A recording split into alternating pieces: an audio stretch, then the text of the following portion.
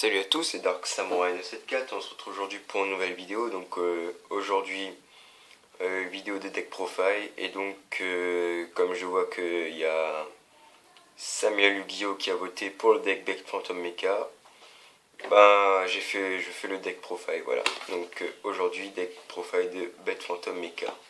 Donc un deck très fun, donc qui joue sur les jetons.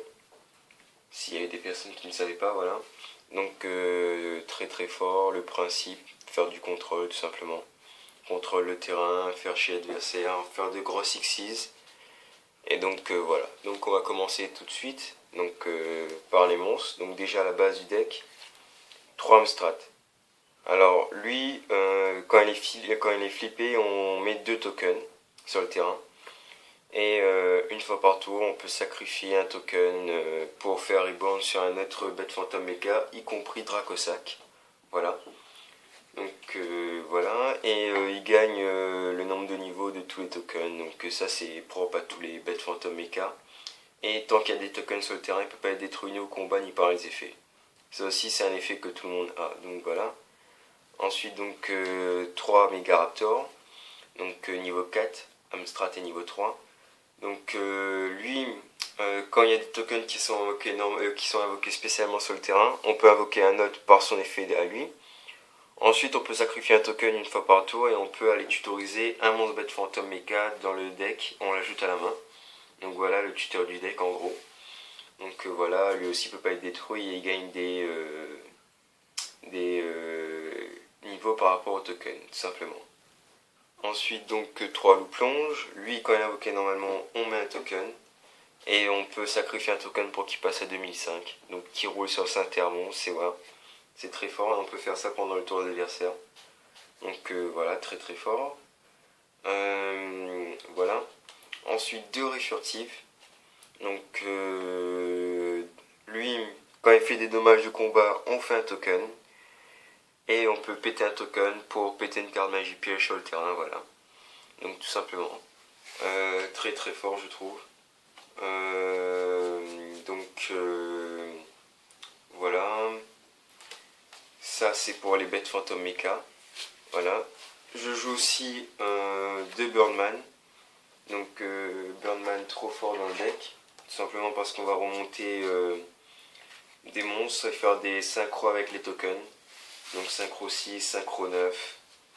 Ça passe aussi par synchro 8, synchro 7. Donc très très fort. Voilà. 2 Birdman, 2 Veiler. Voilà. Je joue pas de compétences ni de Fiendish. Voilà. Donc 2 Veiler. Et enfin, un obélisque, le tourmenteur. Parce qu'on peut le sortir très très facilement dans le deck. Et qu'il est dur à gérer. Voilà. 4000 attaques, 4000 défense. Très dur à gérer. Et peut pas être ciblé par les effets. On peut sacrifier 2 monstres sur le terrain et péter tout sur le tout sur le terrain adversaire, tous les monstres. Ouais. Oui, tous les monstres, voilà. Donc en plus, on peut sacrifier les tokens pour faire son deuxième effet et taper avec les autres Bêtes Phantom Mecha parce que lui peut pas taper quand il fait son effet là. Voilà, donc ça fait 16 monstres. Voilà. 16 monstres, oui. Ensuite, on passe aux magies, donc il y en a 12. 2 contrôleurs d'ennemis. Donc sacrifier un token et on peut prendre le contrôle d'une carte adversaire, voilà, d'un monstre adversaire. 2 creatures swap, c'est dans la même intention. On passe un token en attaque juste pour faire chier un peu. 2 typhons parce qu'on fait rarement l'effet de la réfurtive. Donc voilà. La réfurtive surtout pour faire des X6, 6, 9 et faire des synchros. Un décollage d'urgence, donc j'en joue qu'un. Parce que x2 c'est lourd. Et x1 quand ça sort c'est très fort, voilà tout simplement.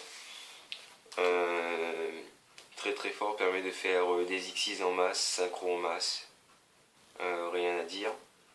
Un limiteur hémivol, donc on joue quasiment que des machines, à part Obélisque et Veiler. Ouais, Birdman, bon voilà. Donc c'est très fort, ça passe sur Dracosac, ça passe sur Bureil. Donc ça fait OTK très rapidement. Livre de la Lune. Voilà, très fort parce qu'on peut faire retourner, enfin on peut mettre face verso Amstrad pour que quand il se fait taper ou quand on le reflip, ça fait 2 tokens gratuits. Voilà. Contrôle mental, parce qu'on peut faire des synchros. Et même s'il y a permutation de Kratio ou l'autre, voilà, je préfère toujours le jouer. Même si je pense l'enlever quand même. Je joue aussi un trou noir et un reborn staple. Je joue pas violent orage parce qu'il y a surtout beaucoup de pièges dans le deck. J'en joue 12. Parce que ça fait 12 magies, 12 pièges et 16 monstres. Voilà. Donc voilà les 12 magies, 12 pièges, donc warning, jugement, starlight. Donc voilà, très fort. 2 bottom, 2 compulsory. Voilà. Donc ça c'est staple. Je joue ensuite 2 recharges aériennes. Donc c'est quoi son effet? C'est on l'active. Une fois par tour on peut invoquer spécialement un jeton. Donc voilà, et à la fin du tour il faut sacrifier un jeton seulement. Donc à la fin du tour de chaque personne. Donc c'est surtout combo avec Megaraptor. Parce que quand on invoque un token, lui aussi il invoque un. Et même si on sacrifie, on aura toujours un token. Et ça se cumule au bout d'un moment, donc c'est très très fort. Voilà. Et enfin pour terminer les pièges, 3 Waboku. Donc très très fort dans le deck. Waboku, c'est meilleur Roar. Et donc voilà.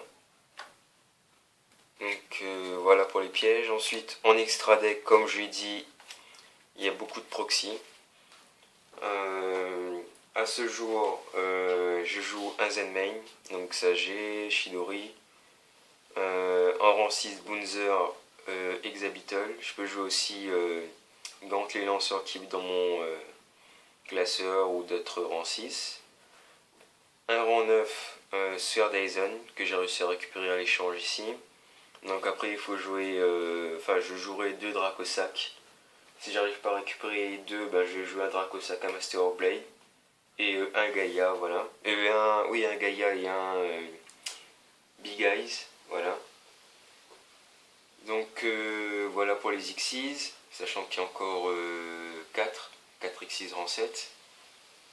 En synchro, je joue un Gaïa, Chevalier de la Terre, Chevalier Force de la Terre, un Dragon Rose Noir et un Bureil, j'ai pas encore récupéré le Bureil, un Stardust pour la Starlight, un Épéis Cramoisi parce qu'on peut faire des synchros 6 et que Épéis c'est trop fort dans ce format, et un Mistworm, voilà. Mistworm qui sort très facilement aussi et qui nettoie le terrain tout simplement en remontant tout ce qui est Xyz, Dracosac, tout ça, son effet passe. Voilà. Donc n'hésitez pas à dire ce que vous pensez de la decklist. Et donc je vais couper la vidéo là pour pas qu'elle soit trop longue à upload. Voilà, donc c'était Dark Samurai pour une vidéo de deck profile, et donc à plus pour de prochaines vidéos. Voilà, bye.